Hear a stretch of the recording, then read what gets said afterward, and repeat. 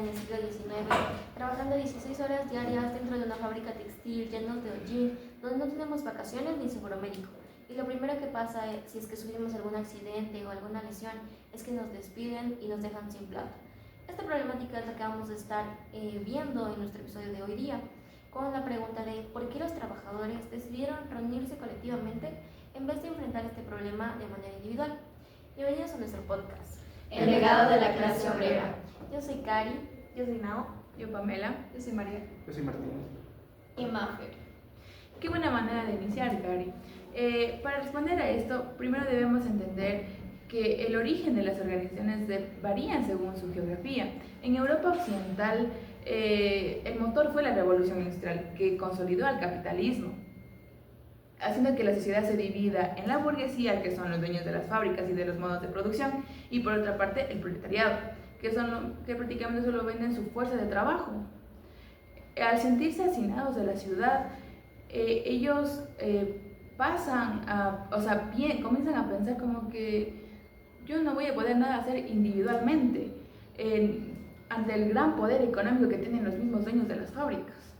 A este punto me parece importante volver a retomar las ideas de Marx y Engels, donde nos proponen pensar esta clase obrera en que no simplemente tratarlo de una manera aislada, es decir, no solo conectarnos y decir voy a arreglar mi problema, sino pensar en este tipo de clases no como una clase social en sí, sino una clase social para sí misma. ¿A qué te refieres con eso?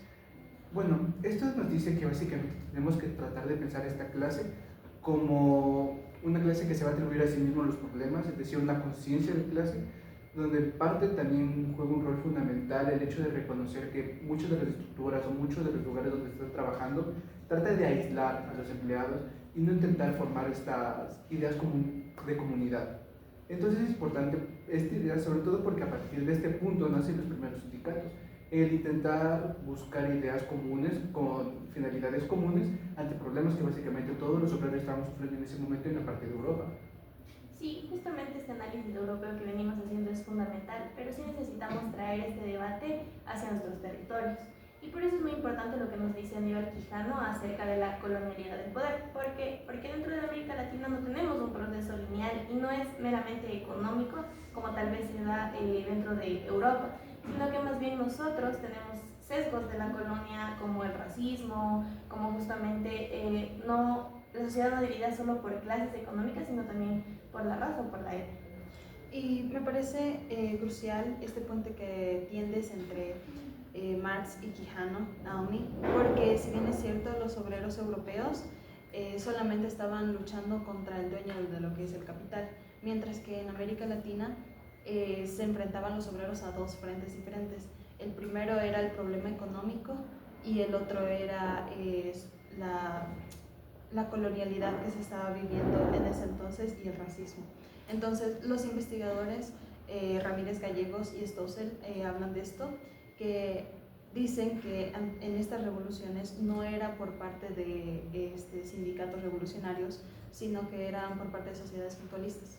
Sí, exacto, justo estas mutualistas eran asociaciones en donde los artesanos, mineros y ferroviarios aportaban dinero a un fondo común para apoyarse entre sí en caso de enfermedad, vejez o fallecimiento ante la total ausencia de leyes sociales. Explicar esto también es importante porque demuestra que el movimiento obrero latinoamericano nace de la solidaridad comunitaria y va evolucionando gradualmente hacia la exigencia política y laboral. Me parece fundamental esto que menciona Mari y Mafer, porque hay que llevar más acciones concretas, ¿no? Los mutualistas evolucionó después de varias revoluciones y un ejemplo claro es la de la huelga general en Chile en 1890. Este movimiento fue importante porque hizo ver a todo el Cono Sur que los trabajadores sí estaban listos para lo que se enfrentaban, o sea, tuvieron que paralizar a todo el país y de esta manera se rompió el mito de que en realidad eran sujetos pasivos, por así decirlo. Lamentablemente, la respuesta de las élites latinoamericanas ante este despertar obrero fue la violencia. Un claro ejemplo doloroso y fundamental ocurrió en Ecuador el 15 de noviembre de 1922 con la masacre de varios trabajadores en Guayaquil.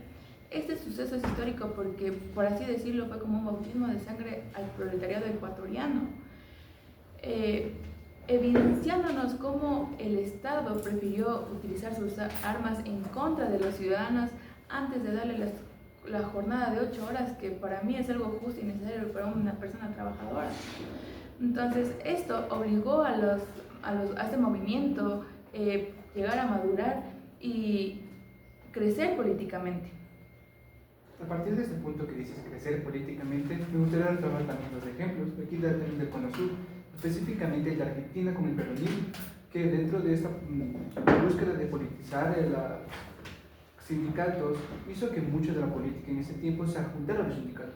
Similar también lo que pasó en México, donde el cardenismo específicamente también unió muchos de los sindicatos a lo que es la política del país, esto con el objetivo de darle más fuerza y más poder a todo lo que deben hacer a todos estos trabajadores, a toda esta gente que está intentando buscar más relevancia. Específicamente esto lo podremos tomar como de 1930 a 1960 como para darnos cuenta de la dimensión más o menos y de cómo ha ido este proceso.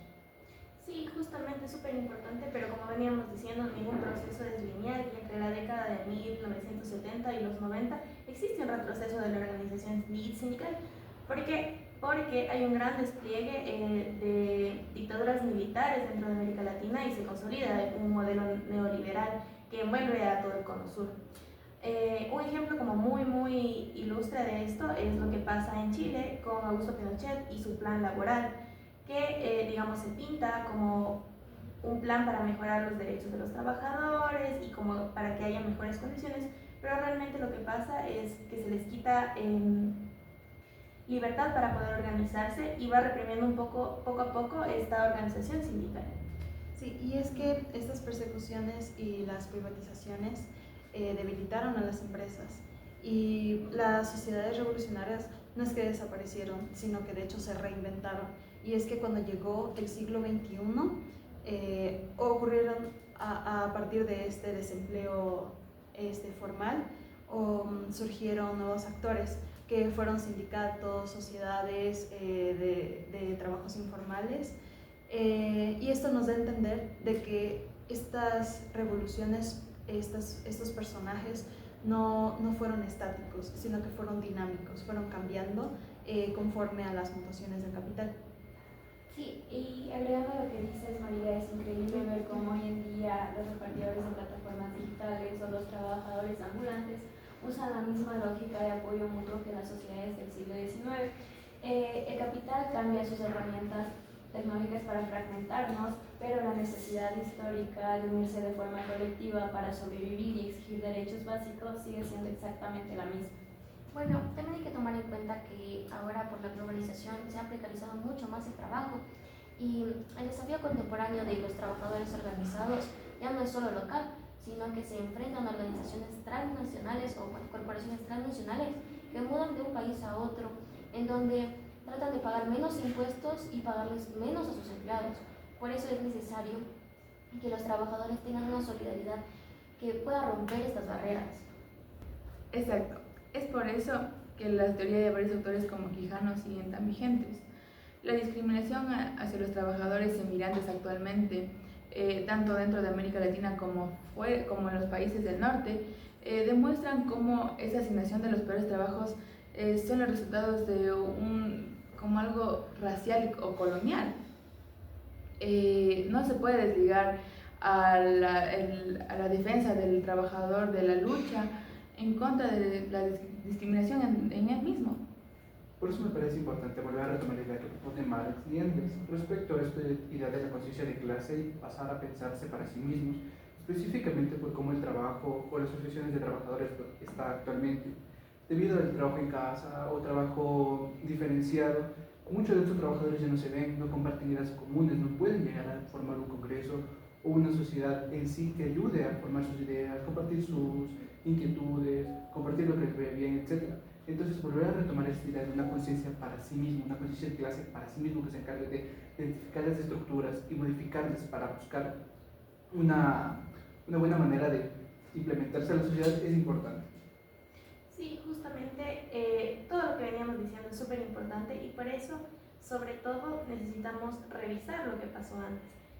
Aquí Gallego, Ramírez y Stossel nos dan como una buena guía para poder realizar esto. ¿Por qué? Porque ellos nos dicen y nos explican un poco que justamente lo que veníamos diciendo, siempre la organización sindical y organización de trabajadores ha buscado la manera de fracturar, de fragmentar o de romper estas hegemonías de las élites, empezando desde los mutualistas, siguieron justamente con estos sindicatos centrales y ahora con los frentes populares, que es lo que venimos manejando, pero siempre con organización.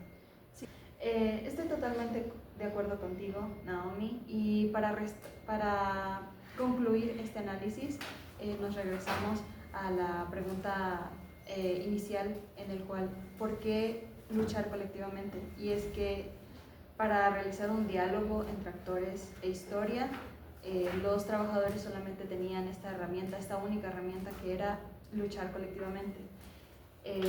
Tanto para los europeos, tanto para América Latina, para luchar contra esta estructura colonialista y racista, como en Europa, que fue luchar contra el dueño del capital.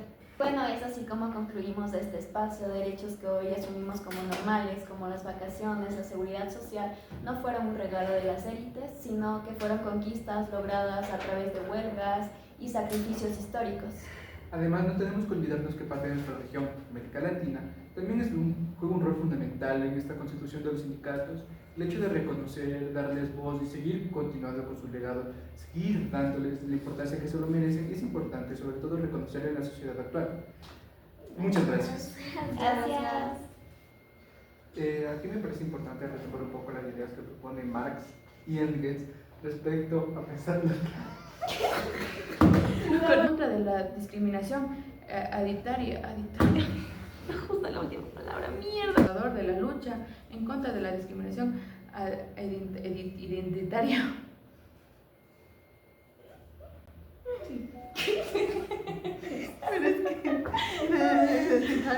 De la discriminación identitaria.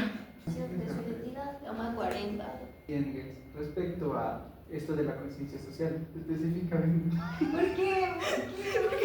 ¿Por qué te ríes con eso? Sí, me causa gracia.